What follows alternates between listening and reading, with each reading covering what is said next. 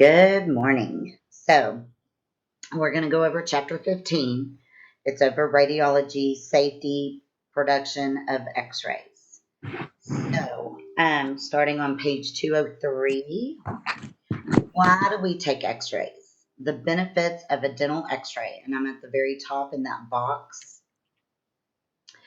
To detect any decay in early stages, identify any bone loss in early stages, locate any abnormalities in surrounding hard and soft tissues. So that would be like tumors.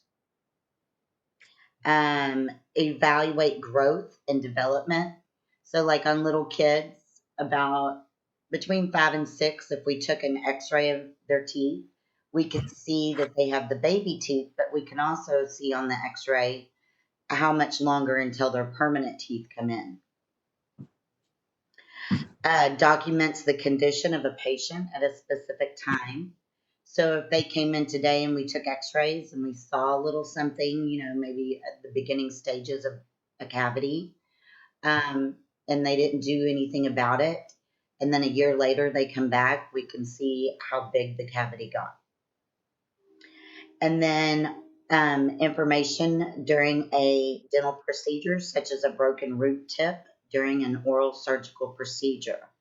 So if he was in the middle of an extraction and he extracted the tooth, but he noticed a part of the root tip wasn't on the tooth, it was still down in the socket, he might ask you to get an x-ray so he can see, is it there or did we suction it out? So that's why we take x-rays. All right. The definition of an x-ray. X-ray beams can be defined as weightless bundles of energy, photons, without an electrical charge that travels in waves at the speed of light. So if we take an x-ray, we can't see it. It's not visible.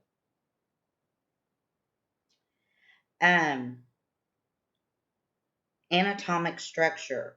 Y'all read that paragraph right now to yourselves.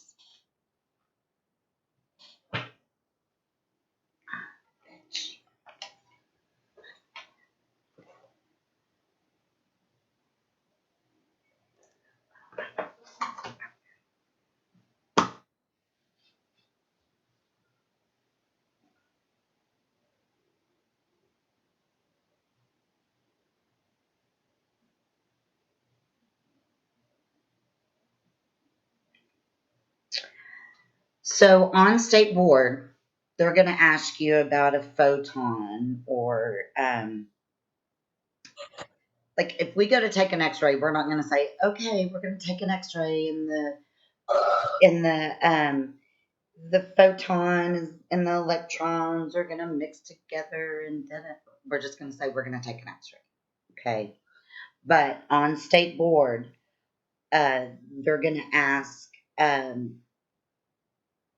they might ask, all matter is made up of what? Atoms. Okay.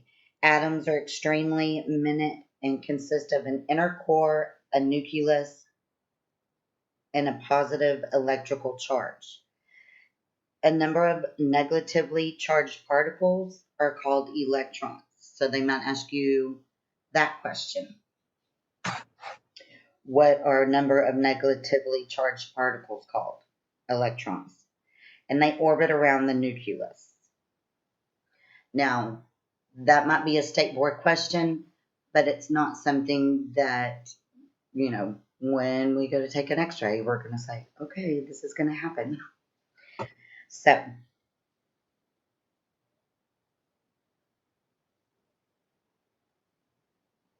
it's like a positive and a negative charge. Ionization, excuse me, guys. Ionization is the harmful effects of an X-ray beam in humans that result in distribution of cellular structure and causes permanent damage to living cells and tissues. When an X-ray beam strikes a patient's tissue, ionization results. So that's why we always have the patient wear a lead apron, and we will always be either 6 feet away or behind a lead wall. So anytime we take an x-ray, ionization results. A photon, they will ask on state board, what is a photon? It is a bundle of pure energy that has no weight or mass. Properties of an X-ray beam. Similar to visible light, radar, radio, television waves, X-ray beams belong to a group called electromagnetic radiation. Okay, so the same type of radiation that we get from our cell phones, standing in front of a microwave, a radio, that the same type of radiation that we get from that is the same type of radiation that is used for x-rays. So how you can remember that it's electromagnetic radiation is that all those things are electronics, right? Your phone is an electronic, a radio is an electronic. So electromagnetic, it almost says its name. Okay. The shorter the wavelength of radiation, the greater its energy.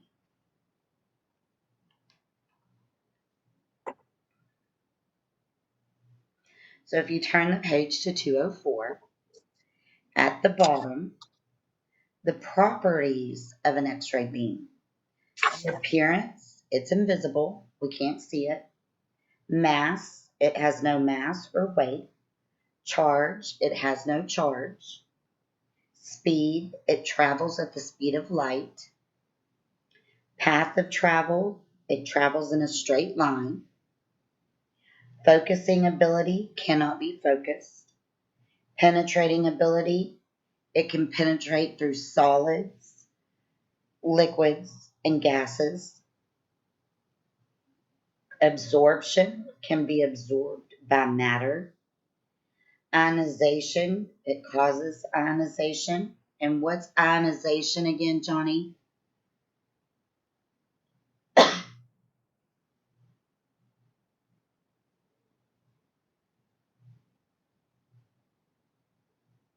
It's a harmful X-ray. The harmful effects that we get from an X-ray. Yeah. Yep, yep, very good. Okay. Um, fluorescence can cause certain substance to basically glow. Effect on film produces an image on an X-ray. Effects of living tissue causes biological changes in living cells. And we're going to talk about that here in a minute in this chapter. So you have 3 different types of radiation. You have primary, secondary, and scattered. So your primary radiation, that's going to go, so a tube head. Do you see that little lady on page 205? So it's showing where the beam is actually going. So this right here would not be known as the cone part. That is known as your PID, your positioning indicator device. And that's going to, like if the film, it's going to point directly at the film. So primary radiation is going to go directly to the film. Secondary is going to go around the face. And scattered is going to go everywhere. And that's why we have the patient wear a lead apron and we're either 6 feet away or behind a lead wall. Sorry, I'm emphasizing here. All right. Leakage radiation. You won't know that the tube head is leaking. OSHA comes in once every 2 years and does a special test on all the tube heads in the offices.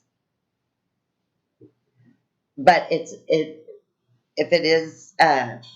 it's cracked, if the whole tube head if there's a crack in it, that causes leakage.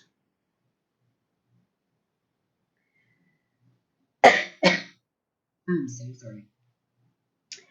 Radiation measurement. So, radiation is measured in two different types of systems. The older system is referred to the traditional or the standard system. The newer system is System International, the SI. So, do y'all remember in chapter 1 who invented x-rays? Do you remember what I said about his hand? Do you remember what his name was? William Roentgen. Remember his hand rotted off? Do y'all remember me telling you that story? Mm. Like when he was inventing x-rays, he was holding with his hands and the radiation kept hitting his hand over and over again. And it ended up rotting off. So that's how you can remember who invented X-ways. William Roentgen. Okay. So when I think of him, so the traditional system is measured in Roentgens, rads, and rims. So when I think of traditional, I think of that was a long time ago. He was a long time ago. Kind of like traditions have been passed down over the years to families, right? Like your family has every family has a tradition, but it's something that's been passed on and passed on from years ago. So that makes me think of a long time ago, traditional rads and rims. Mr. Rottingen, he was a long time ago. And then your System International, your SI, those are measured in grays and silvers. And so that's the newer system. And how I think of that is silvers and grays. I think of Happy New Year and you throw glitter and glitter silver. So that's how I remember that. So radiation exposure. The term radiation exposure refers to the amount of radiation to which a person is exposed, and it is measured in SI units.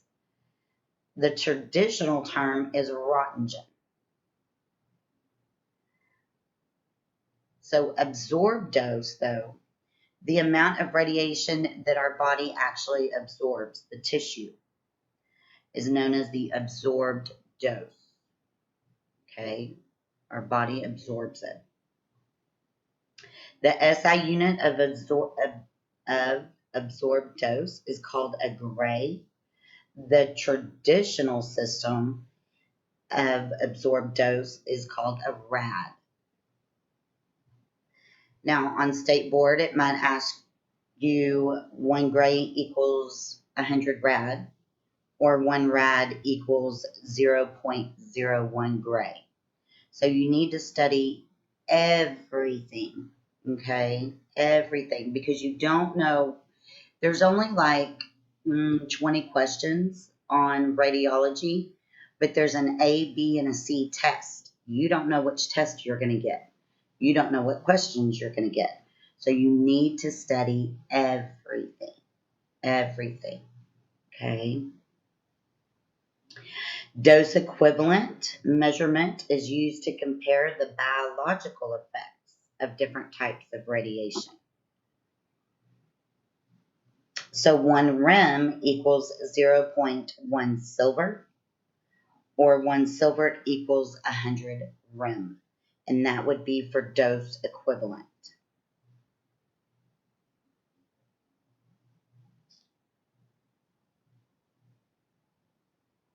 What do y'all think biological effects mean, Montana?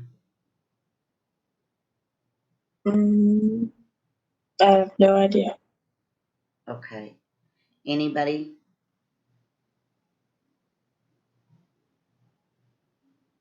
Okay. Well, we're going to get into that here in a minute. You'll see there'll be some pictures of a dog. So we'll go over that. All right. We are exposed to radiation every day of our lives. Background radiation comes from natural sources such as radioactive material in the ground, cosmic radiation from space. Did y'all know that? So, all right. All right. At the bottom, note 2 important concepts are basic to radiation protection. The first concept of maximal permissible dose. Maximal permissible dose is the exposure limit for those who are occupationally exposed to radiation. So that's us. Okay. ALRA principle is the concept that all exposure to radiation must be kept as low as reasonably achievable. ALRA. So, like there's only so much radiation that we can get in a year, and so at the top there where it says on the top of 206, read that paragraph and then tell me how much we can get.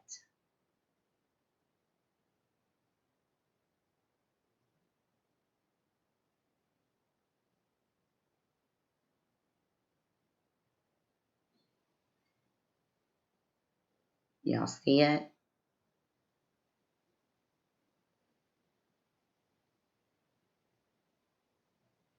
The maximum permissible dose that we can get is 0.05 silver or 5 rem. Y'all see that at the top of 206? What is it for a pregnant person? 0.5 rem. Yep. So even less. Even less. I always like if my patient's pregnant, I'll always put 2 lead aprons on them.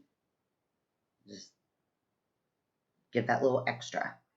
If you girls are pregnant and you have to take x-rays, they have what's called the double-sided lead apron where it covers the front and the back.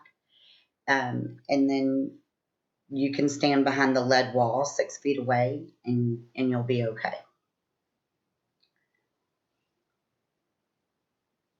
If you don't feel comfortable, you can ask somebody to help you push the button. All right. And then we talked about ALRA, and everybody say what that stands for. All at once. 1, 2, 3, go. As low As low as reasonably achievable. Very good. Awesome. Okay. And what that means is we try not to take as x-rays that we don't need to take.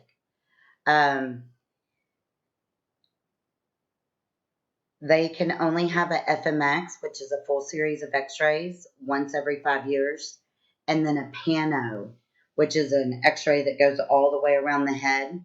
They can only have that once every 5 years. So we try not to take x-rays if it's not necessary. All right. Biological effects of radiation. Oh, and let me go back to the pregnant person real quick before I forget. They will always have to have a doctor's note if they need x-rays. So if they don't have one with them, the front desk will call their doctor and see.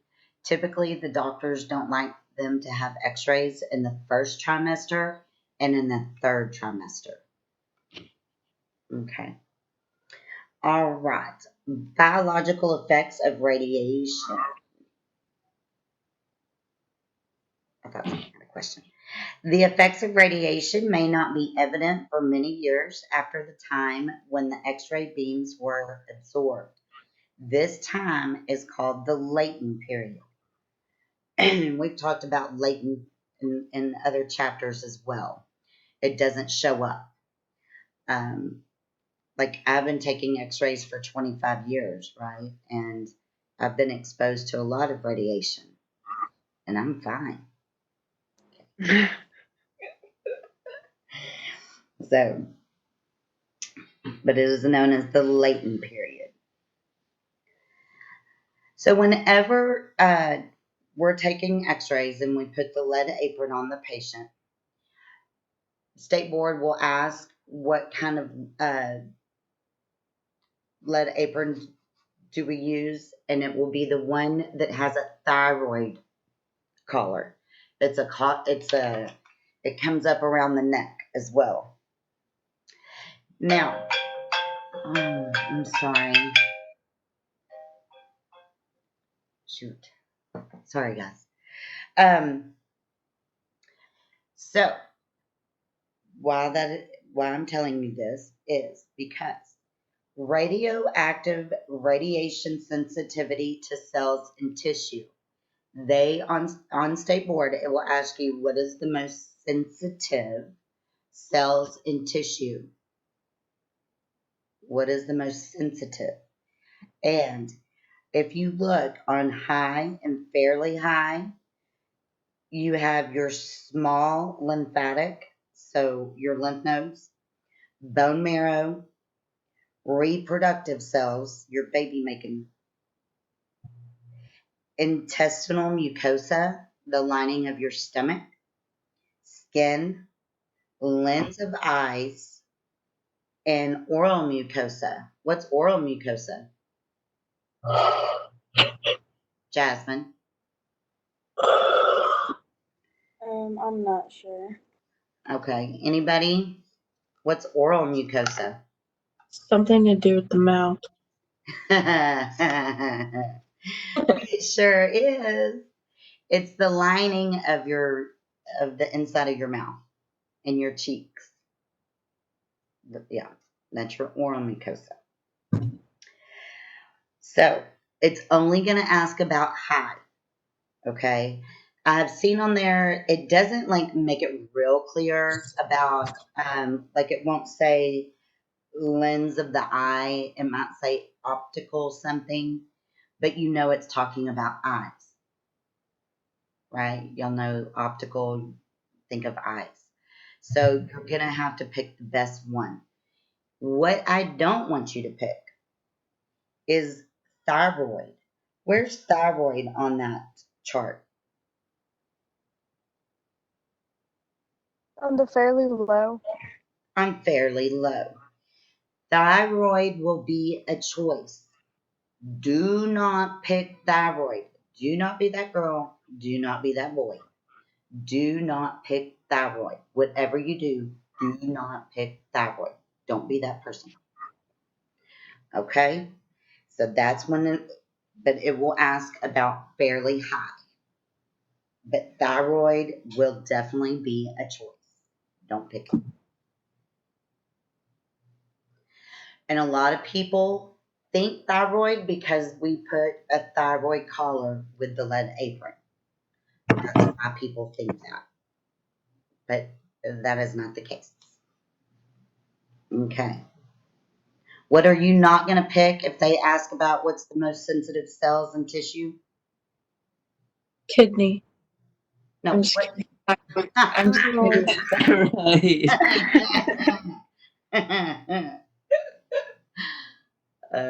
Okay, thyroid.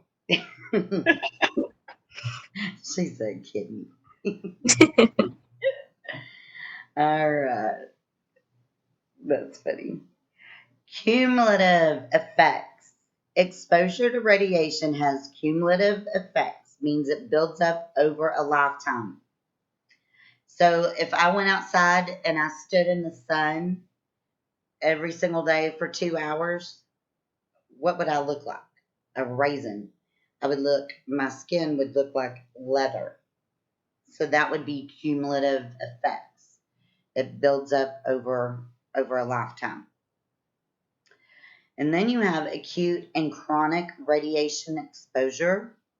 Acute radiation exposure occurs when a large dose of radiation is absorbed in a short time, such as in like a nuclear accident.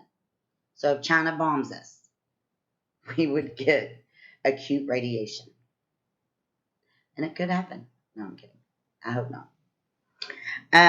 Chronic radiation exposure occurs when small amounts of radiation are repeated and absorbed over a long period of time. So chronic exposure to radiation, that's like me going out in the sun every single day for 2 hours.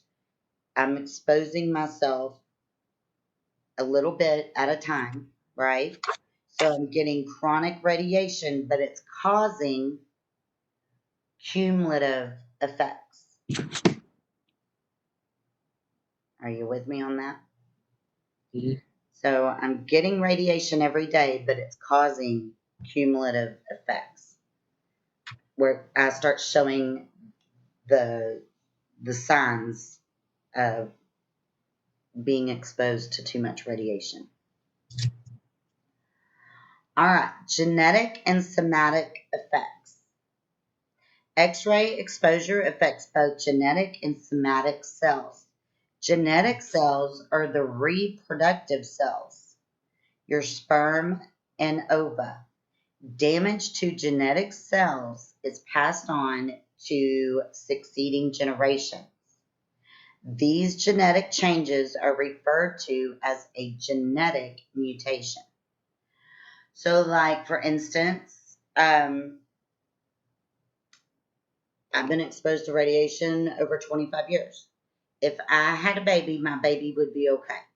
But if my baby had a baby, and so my baby, my granddaughter, I guess, she might have come out with 10 fingers. Kidding. Did anybody look at their hands? Like, wait, I have 10 fingers. No? Johnny, did you do it? You did it?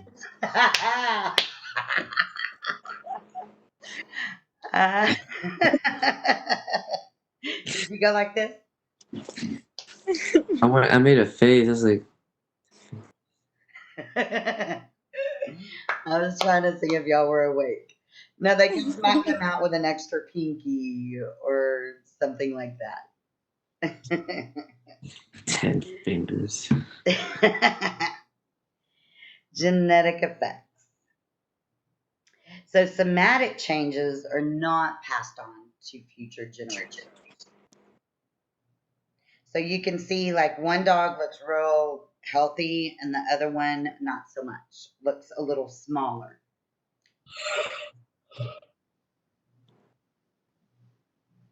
All right. Now to page 207. Minimizing genetic effects.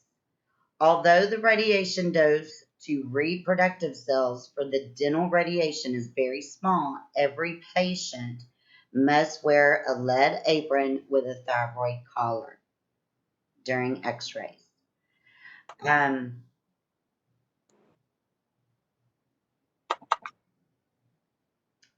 There is,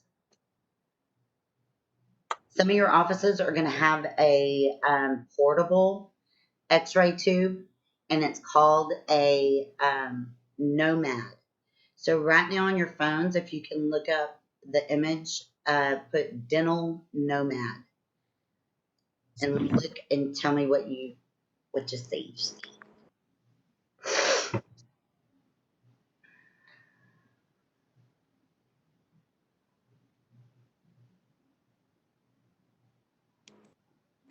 Like a handheld machine. It looks like almost like a gun. Yes. And it's called a Nomad. And so most of your offices are starting to get that. It is very expensive. It's kind of heavy. So if you're using it, make sure you use both hands. Don't be the person that drops it. They're only going to have one in the office. Unless you have a big office, they might have two. But they're pretty expensive. But do y'all see the orange? Excuse me, I have heartburn. Do y'all see the orange shield? Yes. Okay. So when you're standing in the room, you're going to hold the gun and you're going to take the x-ray. Well, that orange shield absorbs all the radiation. Mm. So that's when you use that, you do not have to step out of the room. Of course, you have to be in the room because you're holding the gun and it's pointing at the safe. So, but that orange shield is what absorbs all the radiation that you get. And that's called a Nomad. It's pretty cool. When you first use it, it's gonna be a little awkward, but then after you take a few x-rays, you'll get the hang of the angle. Okay.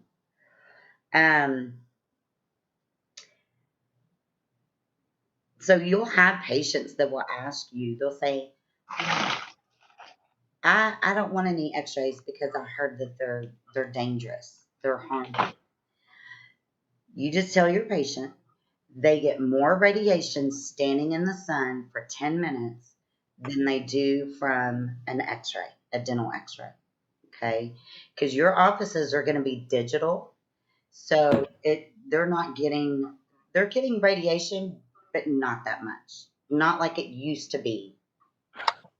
When we use traditional film, they're not getting as much radiation. They're getting about 50 to 70% less than we used to use. I wonder how they experiment all this radiation like to ensure that it doesn't scatter. Like how can you see radiation if it's invisible to the eye?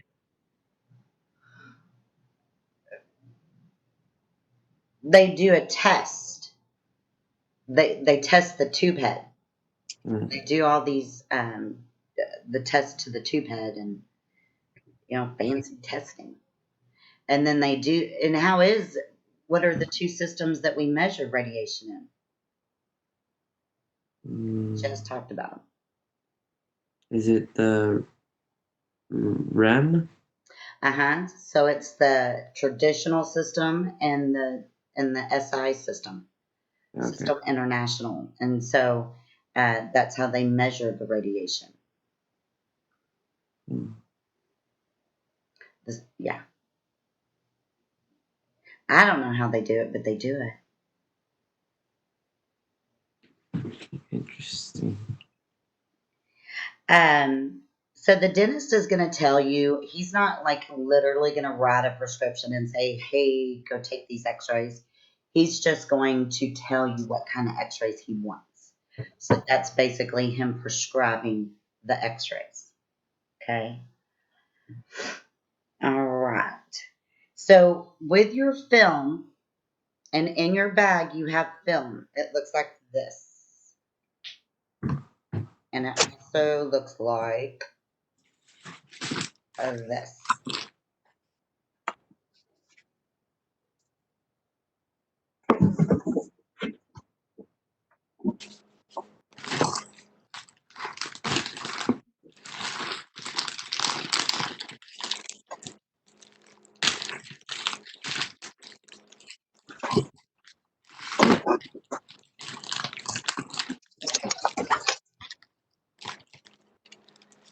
Now there's different sizes of film, and we'll get into that in chapter 16. But the ones that you have in your bag, the bigger one is a size 2. The smaller one is a size 1. for little kids, there's a size 0, and it's smaller. It's smaller than the 1. So, but we'll get into that in chapter 16. But on your size 2 film, the bigger film, there's different speeds of film. And there is A, B, C, D, E, and F. So F is the fastest speed of film. F for fast. F is the fastest speed of film. The one that you have in your hand, that is D speed film. And it's just not as expensive as F speed. It's still fast. It's just not as expensive. But F is the fastest speed film. And the film speed is determined by the size of the crystals and the emulsion that coats the film. Large crystals are more sensitive to radiation and need less radiation. So if you were to open this up and you looked at the film, you couldn't see the crystals. The crystals, they're there, you just can't see them. So digital x-rays, like I was saying, is about 70 to 80% less than the traditional film. And what's in your hand is known as the traditional film.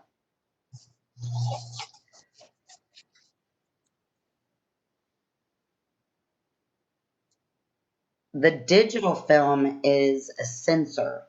And at the bottom of 207, that's what a sensor looks like. The XDR.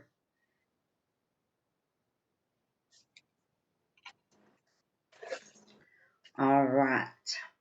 Proper equipment. The dental x-ray tube head must be equipped with the proper aluminum filter, lead collimator, and a PID, positioning indicator device. So if you turn the page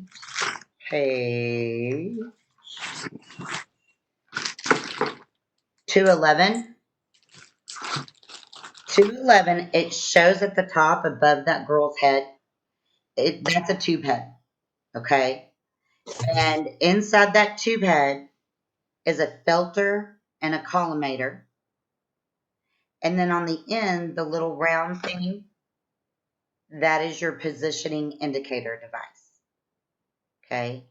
If you notice that figure A and B, where it says A is the collimator, B is the filter, we're going to go into what those do. But those are inside the tube head. Like, if this was my tube head, it almost looks like a box. The filter and the collimator would be inside here. There's a lot of things inside that tube head. All right. So what the filter does, the purpose of the aluminum filter is to filter out long wavelengths and low energy X-ray from the X-ray beam. Low energy, longer wavelength X-ray beams are harmful to the patient and are not useful in producing an X-ray image. The filter on an X-ray beam results in higher energy and more penetrating, useful beam. So all you need to know for State Board, I don't know how they're going to word it, but it's going to say something about, and it basically will give you the answer. It might say, what filters out long wavelengths and low energy X-ray beams from the X-ray? And it will be the filter. And your State Board is multiple choice. So turn the page to 208.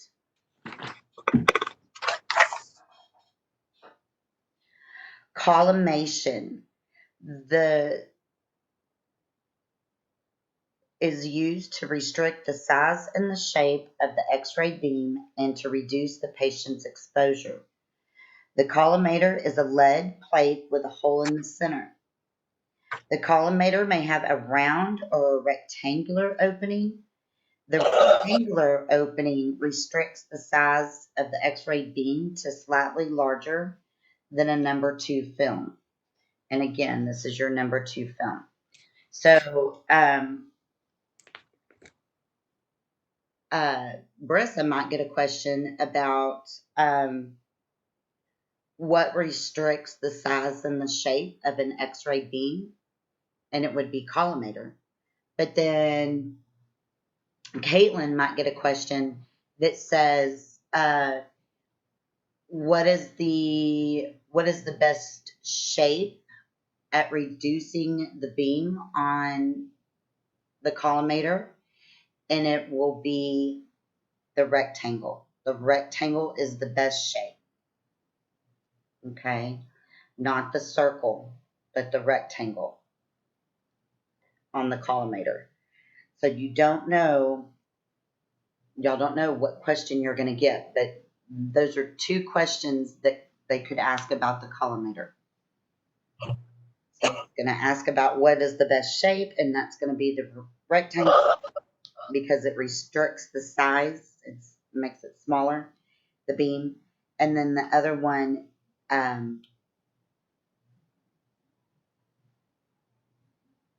what restricts the size and the shape of an X-ray beam, the collimator.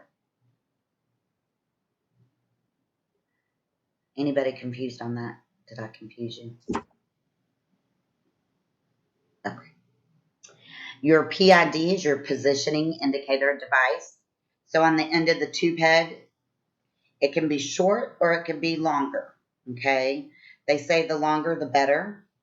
And so this is going to aim the beam directly to the film.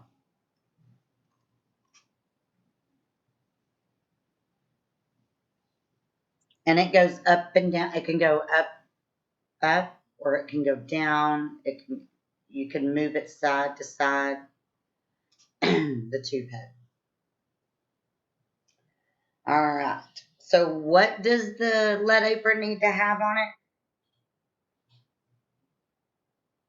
it? A thyroid collar? Yeah, the thyroid collar. And you can see on that little girl on page 209 how it covers her neck.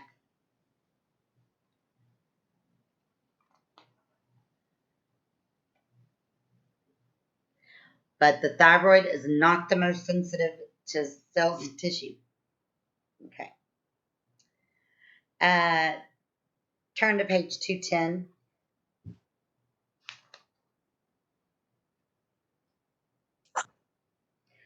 Do y'all see those little badges?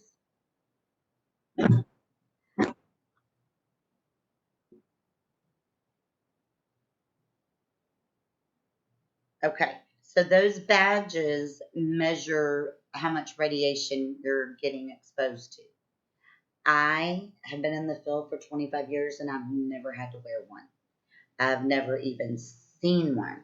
So I don't know if if offices now are going to really start using those, but that's what it looks like, and that measures how much radiation you're getting. It's a radiation monitor.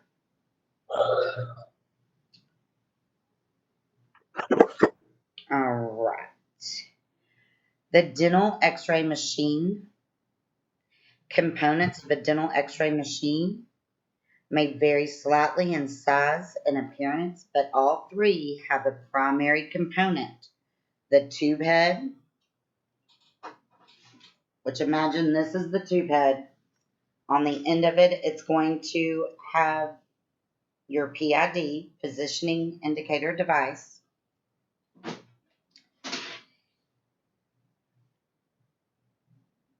And then, so you have your tube head extension arm. And if you notice at the top of 211 above that lady's head where it says, let's see it. I don't know if it's pointing to it, but see how there's an arm, and then see where it's 3? That's the control panel. That's what turns the machine off and on. And it also has how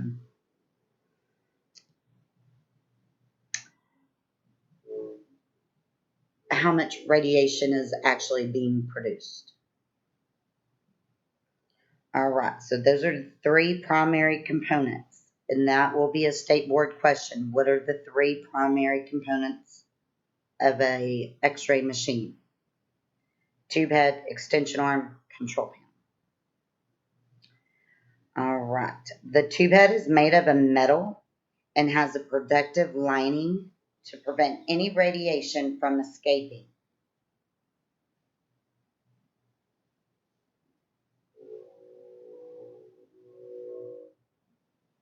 Components of a dental x-ray tube. The dental x-ray tube is made up of a glass and is approximately 6 inches long and 1.5 inches in diameter.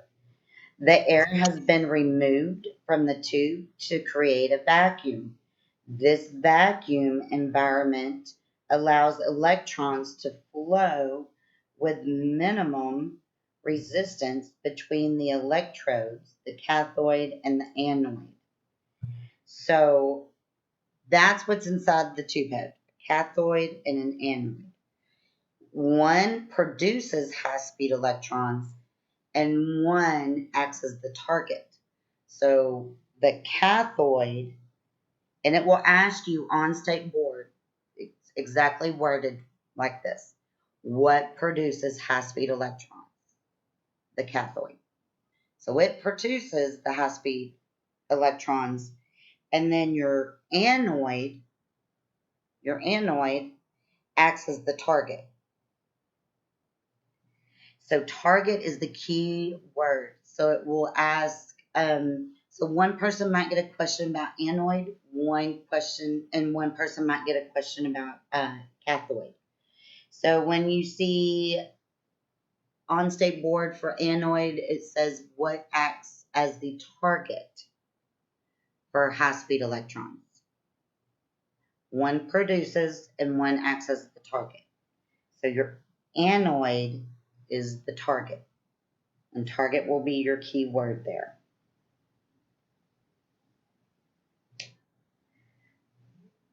And you can see at the top of 211,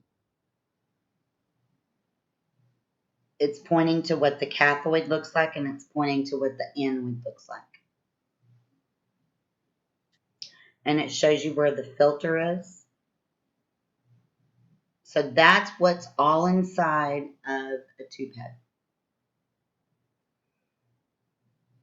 And it's got a lead lining inside, and that stops the radiation from leaking. All right, the oil in the X-ray tube absorbs approximately 99% of the energy generated by this process. This energy is given off as heat. The remaining 1% exists in the tube head as X-ray beams through the window, through the opening, is diverted towards the patient. The center portion of the X-ray beam is known as the central ray or primary beam.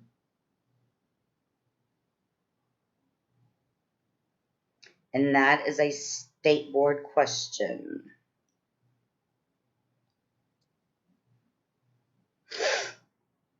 The center portion of the X-ray beam is known as the, so right there, puts SB.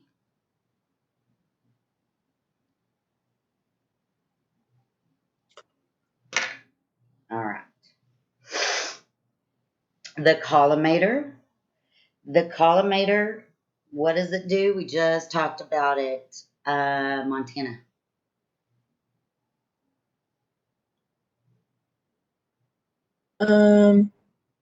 It's similar to the filter and has a medical disc. Or it's a metal disc.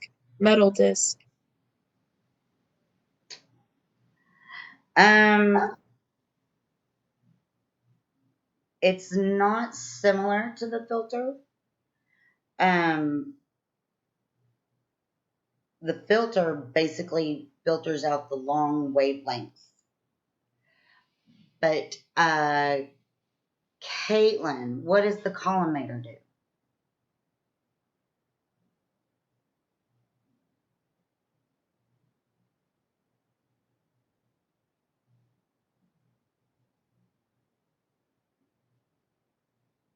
Lindsay? Oh, you're on mute, Caitlin. I'm sorry. Controls the size and shape. Restricts the size and the shape of the X-ray beam. That's what the collimator does. And Lindsay, what is the best shape? Best shape. Oh, I already forgot. It's either a circle or a A rectangle. rectangle. Yes. There we go. Awesome. Good. Yeah, what the filter does, the filter removes the low energy and long wavelengths of the X-ray beam.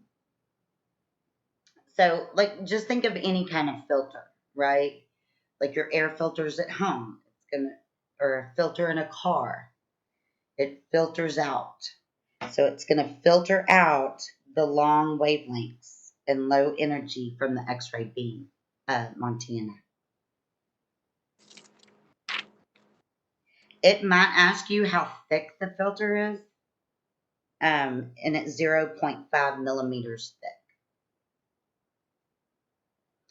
And then you'll know about your PID. It's what we use to position the X-ray beam to the face, to the film. Now your control panel, it's going to be on the wall, and it's got a master switch, which turns it off and on. And then there's an exposure timer. So it's a button that you push when you go to take the X-ray, where it goes, or it might go beep. There's the button. It's on a cord, and the cord stretches. And that's what you would go around the corner behind the lead wall or 6 feet away and push the button.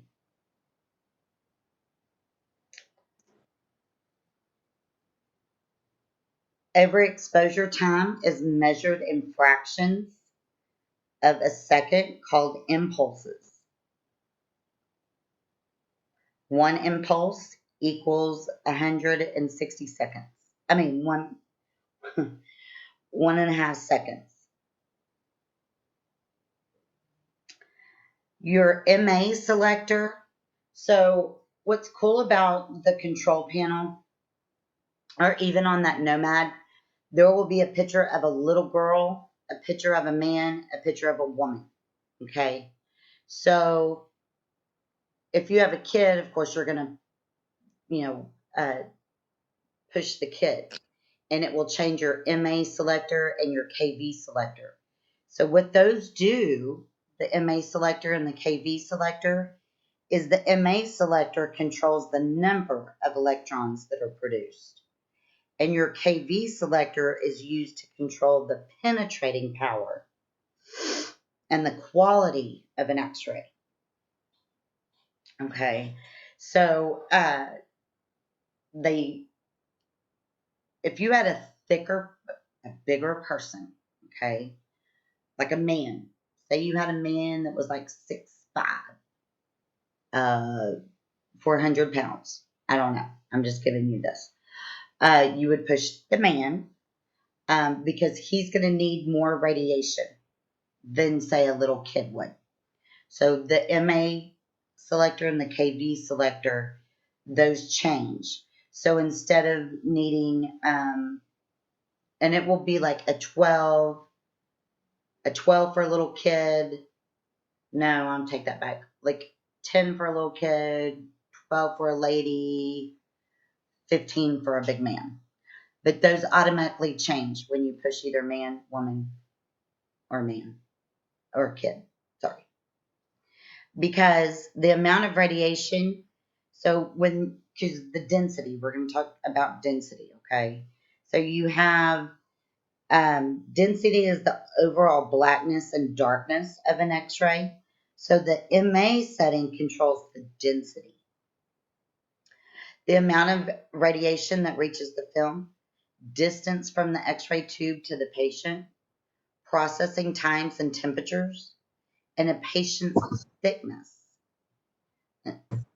That's all referring to density, and the MA selector controls that, like how much penetrating power we need. Now, if you had a woman that was 6'5" and 400 pounds, you would push the man. Does that make sense? You went away. Oh, if you had a woman that was 6'5" and 400 pounds, you would push the man. You would push the man button. Does that make sense? Because you're going to need more radiation. All right. So do you see that picture of the x-ray on the bottom on 212? See how there's white and there's dark grays and there's light grays? Y'all see the different shades of the x-ray from gray to whites and dark? Okay. Those whites are fillings.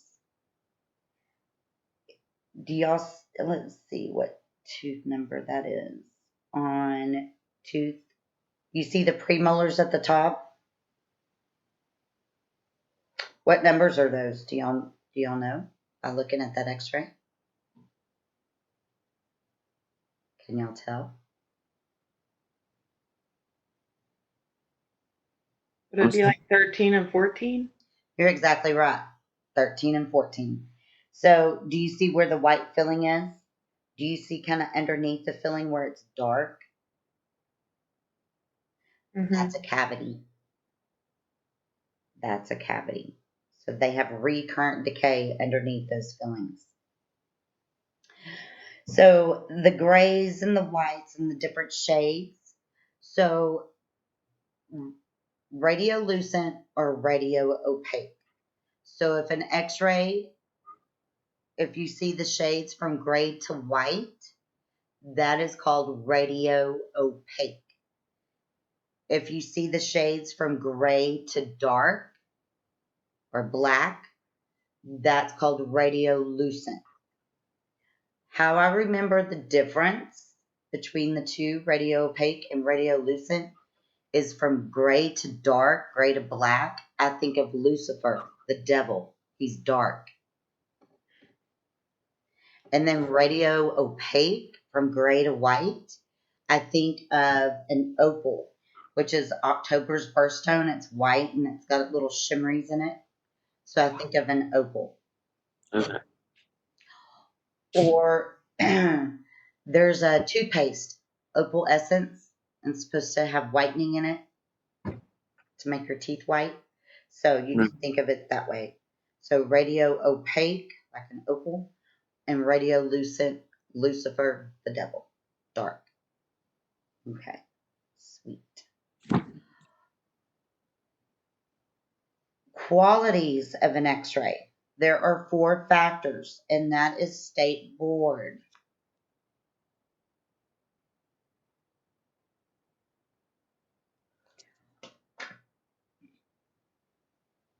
So 4 factors that affect the qualities of an x-ray: contrast, density, image detail, image distortion. I'm so sorry, guys.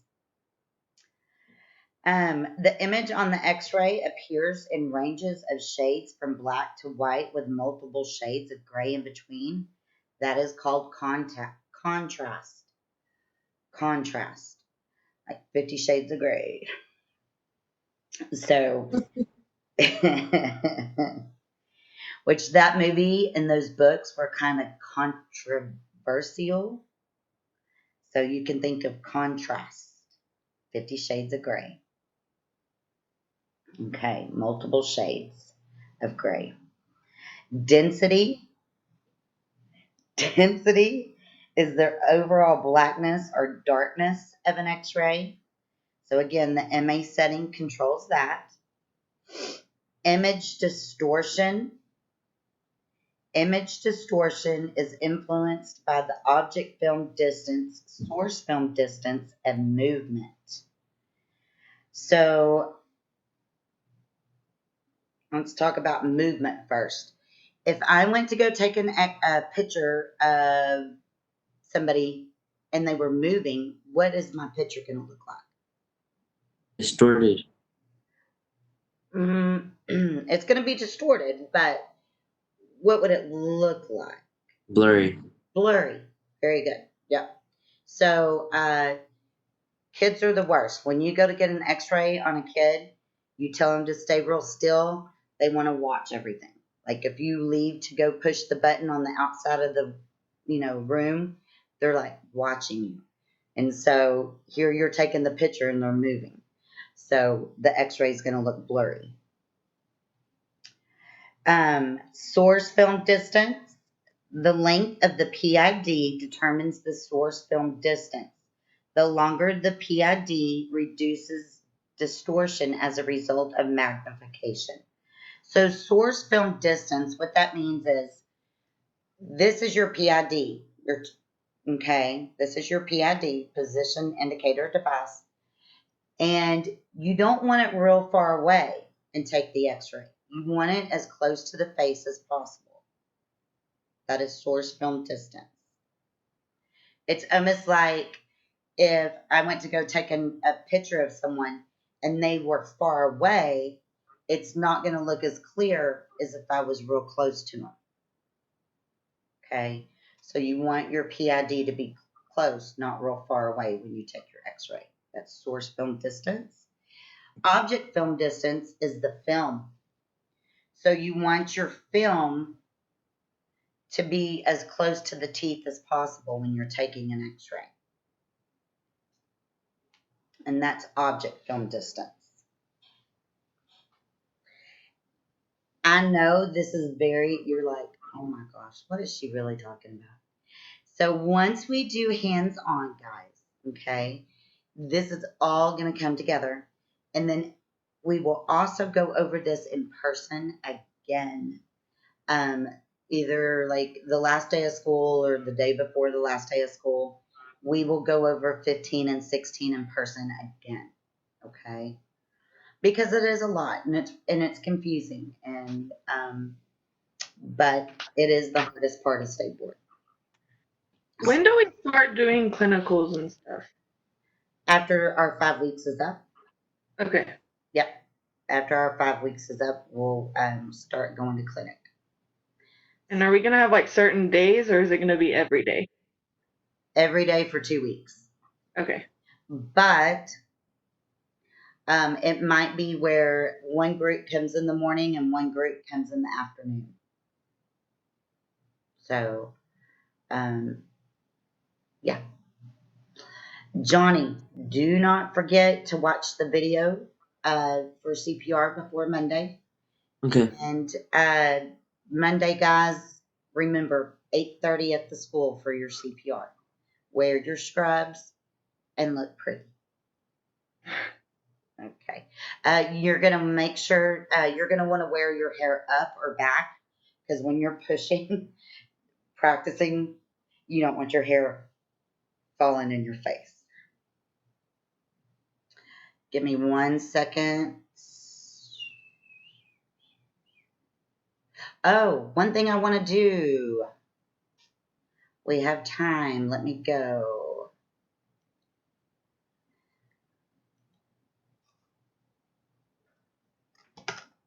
You lost. What happened? You went away. Oh, Am I back? Yeah, you're back now.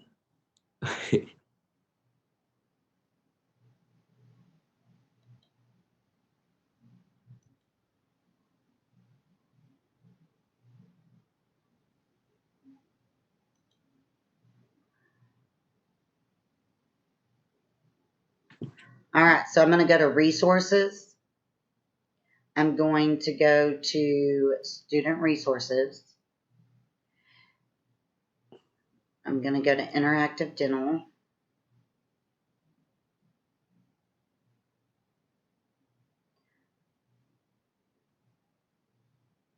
I'm going to go to, why is it not popping up?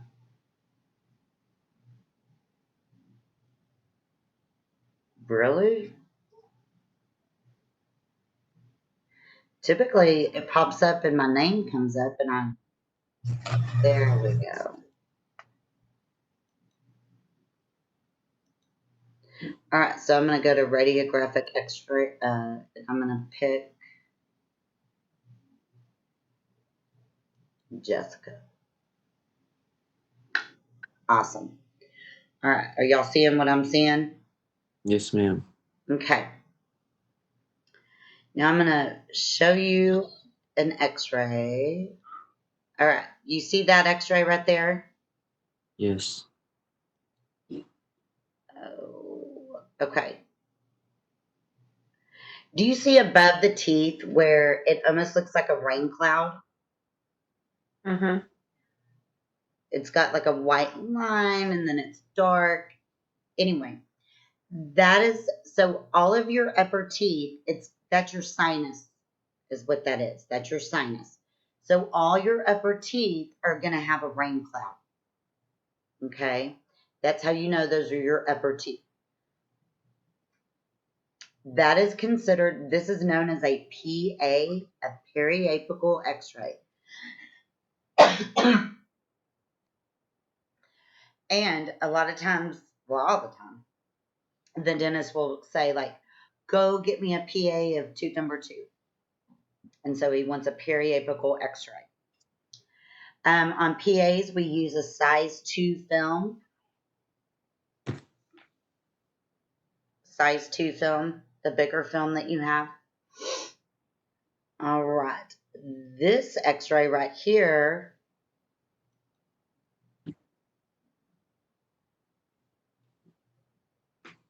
that's known as a bite wing x-ray. A bite wing x-ray.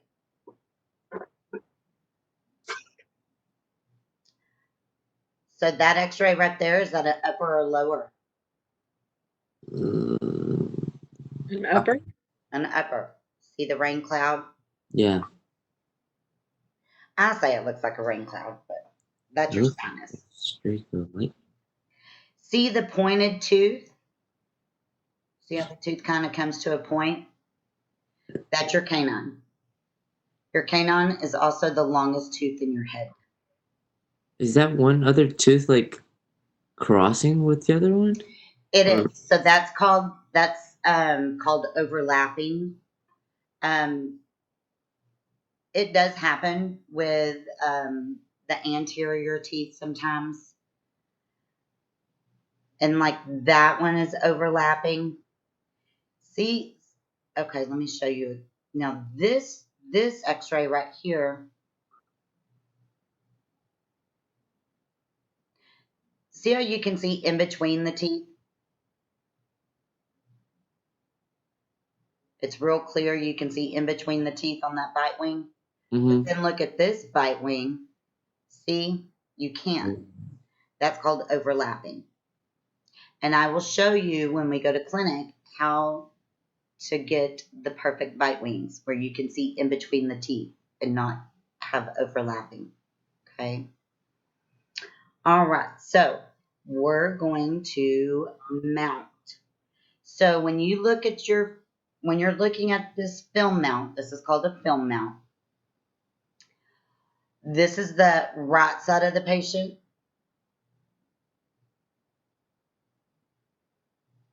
This is the left side of the patient's mouth. This is the anterior. Okay. When we and this is considered an FMX, a full mouth X-ray, a full mouth X-ray. And when you get a full mouth X-ray, it's anywhere from 18 to 21 X-rays. And what you'll do is you'll get an X-ray of the molars. Then, like with your X-ray of the molars, you'll come just a little bit forward and you'll get your molar premolar shot. Then you go to the bottom and you get your molar shot. Come a little forward, get your molar premolar shot. Then you're going to get 2 bite wings. 2 bite wings. move to the anterior teeth. You'll get the canine, then come down at the bottom and get this canine. Then you'll get your front teeth, come down at the bottom, get these front teeth, 24 and 25, 8 and 9. Then you'll come over here and get this canine, and then this canine. And then the same thing you did on the right side, you're going to do on the left side. So you're going to get a molar shot, come a little forward, get a molar premolar shot. Then you'll go to the bottom and you'll do a molar shot, molar premolar shot, and then 2 bite wings. And that would be considered a full mouth x-ray, FMX. So let's start off with a easy one. I gotta move somebody over here. All right. What are those teeth right there? What numbers do they look like?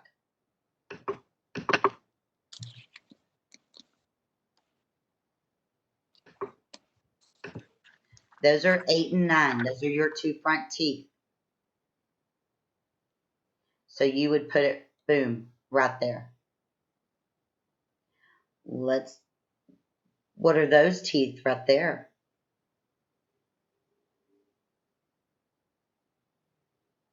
That's 24 and 25. Those go right there.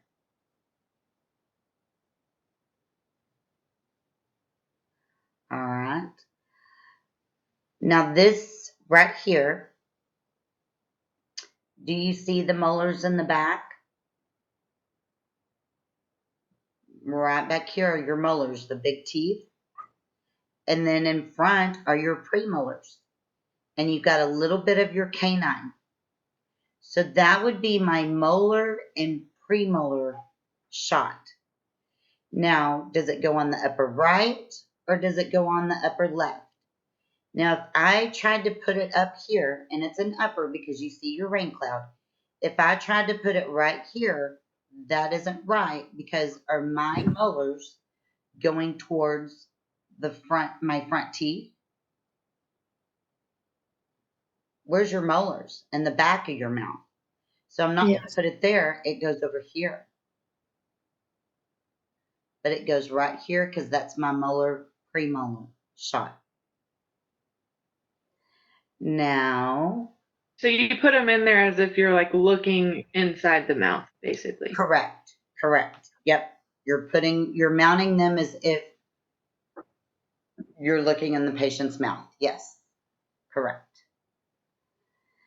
This one right here, is that an upper or a lower, Lindsay?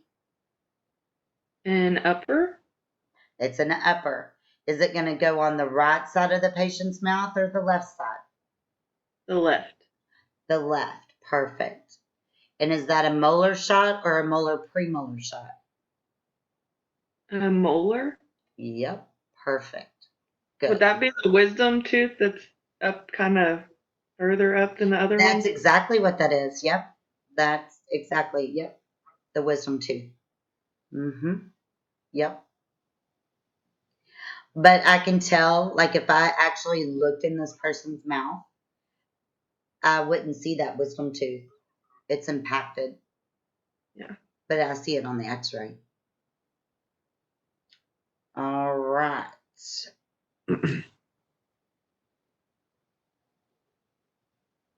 So Jasmine, is this an upper or a lower x-ray? Lower. That looks like a. What, Jazz? I can't hear you, baby. I said that looks like a lower X-ray. It is a lower. Is it on the right side or the left side? I would say the left side. It is on the left side. Is it a molar shot or a molar premolar shot? It's molar. Molar. Perfect.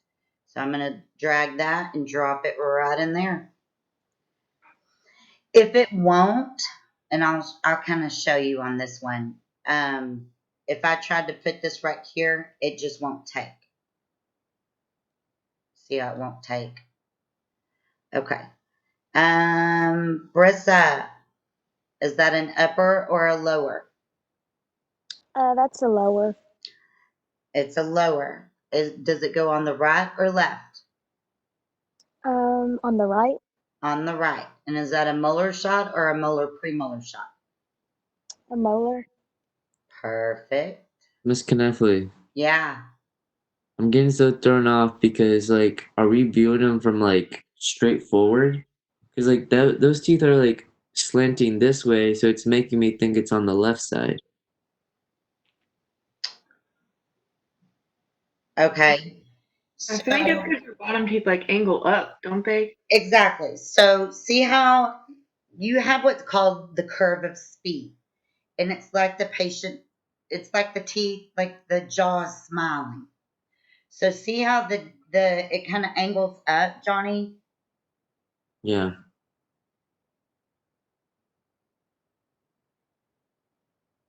You'll be able to tell more on the bite wings. Hold on, let me show you. So Johnny, that right there is a bite wing, okay? And I'm just going to go ahead and place this one. It goes right here. Do you see how it kind of goes up? Like the patient smiling Mm-hmm. or not? Yes. Okay. Like look at this one. See how it kind of like the patient smiling? Uh-huh. So are we viewing it from like the point of view from like the front of our face or the back? Like, Okay, so if you're looking at this mount, okay, act like you're going to shake your patient's hand. right.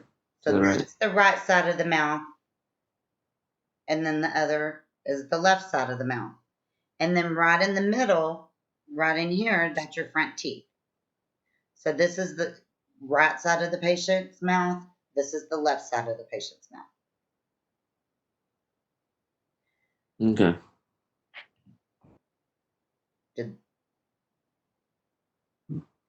Now ask me again, or do you understand? No, not really. Okay. Ask me again and see if I can try to understand what you're asking.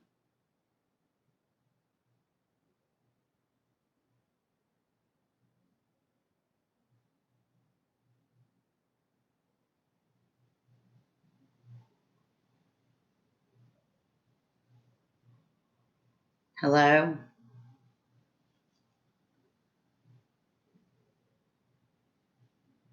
Shoot. Hello? Oh, you just came back. We lost you. Yeah, we did lose us. All right, Johnny, ask me that question again, baby, and let me see if I can answer. Okay.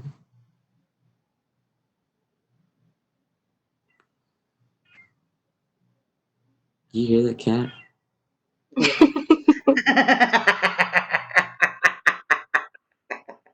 Mm. Is that your cat? No, it's not mine. I'm gonna get a piece of my mind after this call. It's been doing all morning. Okay. So what I was saying earlier was that so when I'm looking at the teeth, is that if I guess for the left side, right? The bottom one, the molars, they're going this way, right? So wait. Yeah. So is it being viewed like as if like we're viewing it from that way or this way? The teeth Back. this way? Uh-huh. Because your molars are at the back of your mouth. Okay.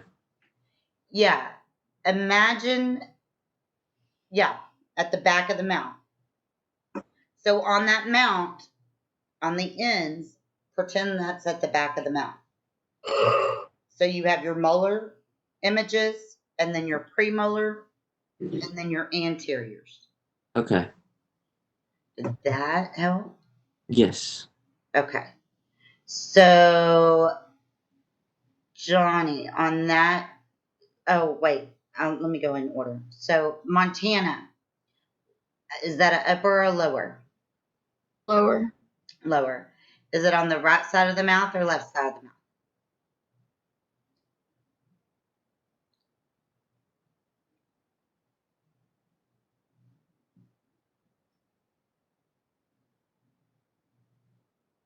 Oh, boy.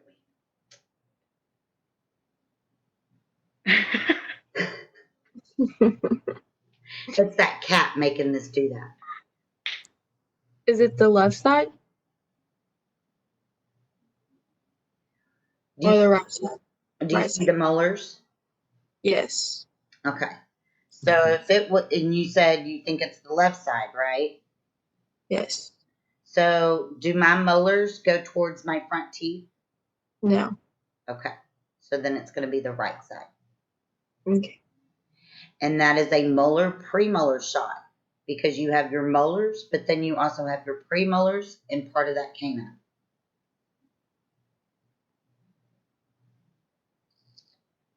All right. Caitlin, is that an upper or lower? Lower.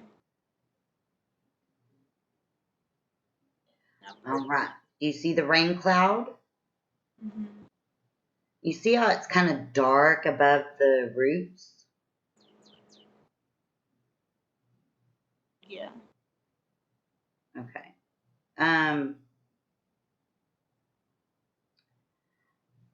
All this up here, see how it's kind of white and then it's dark? That's your sinus. So, is this upper or lower? Mm-hmm.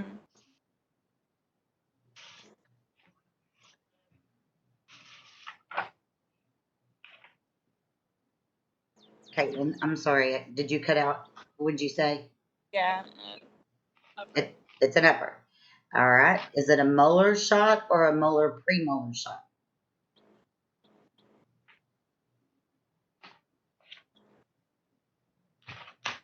Premolar. Yeah, I think it's a premolar shot because I see the premolar. Oh, okay. Is it on the right side or the left side? You cut out. Mm. Is that on the right side or the left side?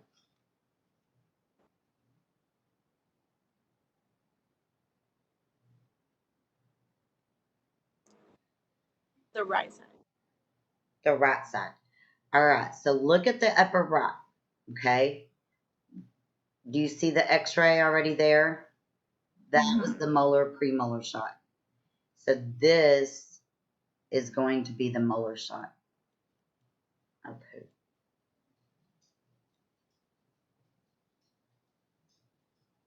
Sorry.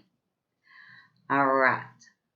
See, they almost look like the same exact x-ray, except that went further back and got all the way back, even got that wisdom tooth, and then they came forward and got the premolars. All right. Good job, Caitlin. Vanessa's not on here. All right, Johnny. Upper or lower? That is upper Left or right? left. Molar or premolar? Premolar? Yeah. Yes. There we go. Good. All righty. Lindsay. Upper or lower? Lower. Left or right? The left. And it's a premolar. All right. How many do we have? 1, 2, 3, 4, 5. We have enough. All right. So I'm going to start over again. Jasmine, What type of x-ray is that?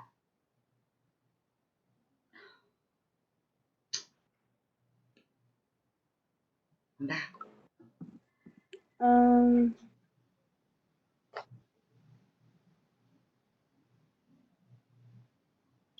I'm not sure.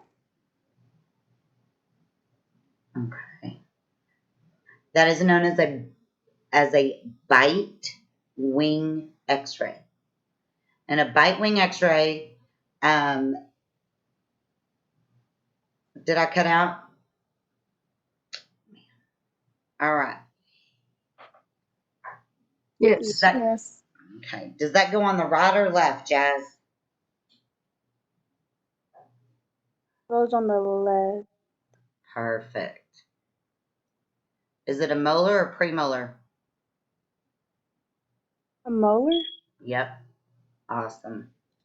There we go. See how it kind of looks like they're smiling, Johnny? Yeah. That right there where it curves up is known as the curve of speed. All right, Brissa. What kind of x-ray is that? A bite wing. A bite wing. And is it going to go on the left or the right? On the right. Do you see the molars? Yes. Okay. So is it going to go on the left or the right?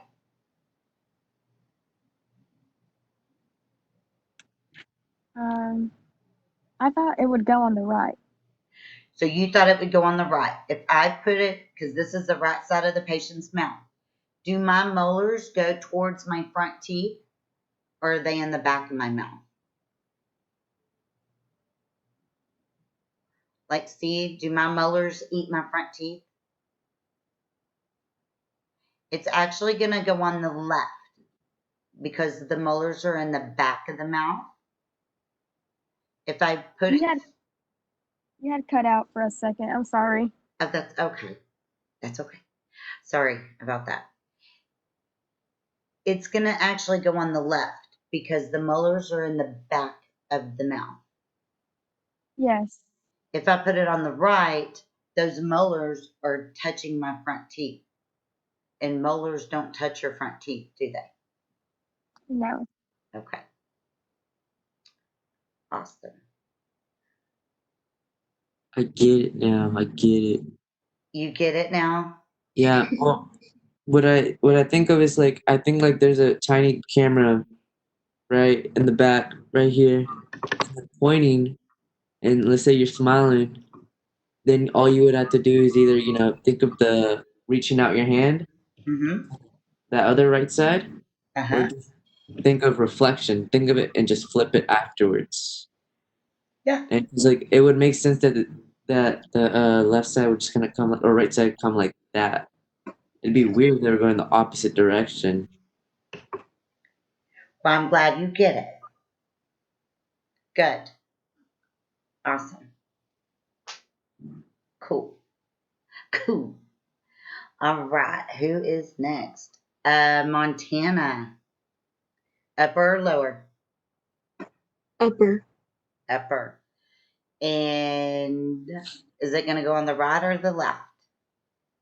The left. Right. I can't really see. My camera's in the way. Okay. It's going to go on the right. It's going to go on the right. Because there's your canine.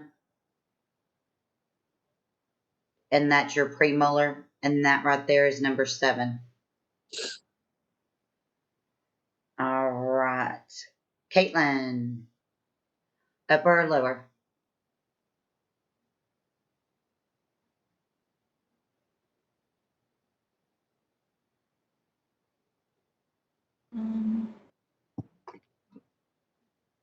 Upper? Upper. And how did you know that was an upper?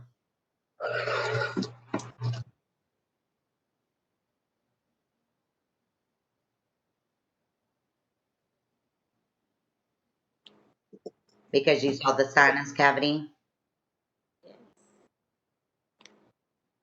All right, that one's gonna go right there, like that, because there's your canine.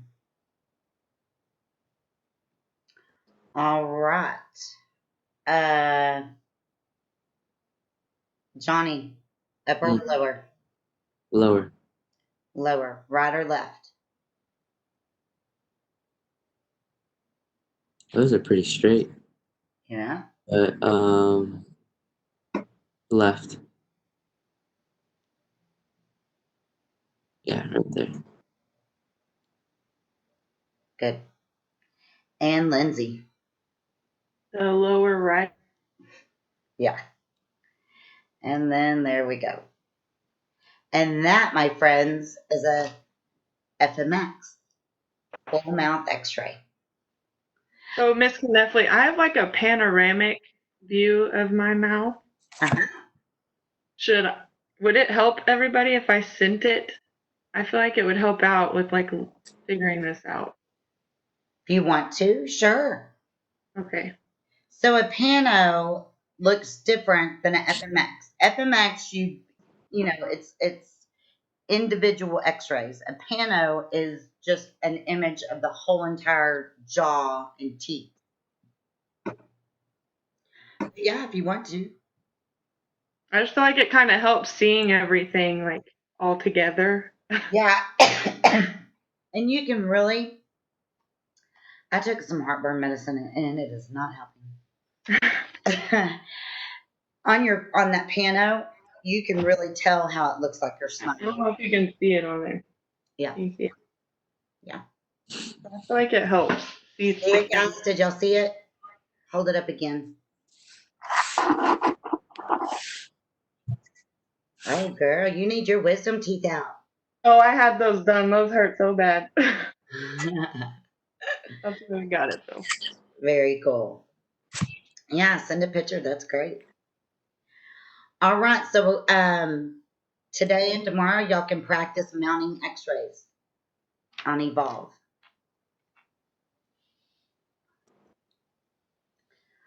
All right, guys, I will see you tomorrow. Johnny, I'll get this recorded for you.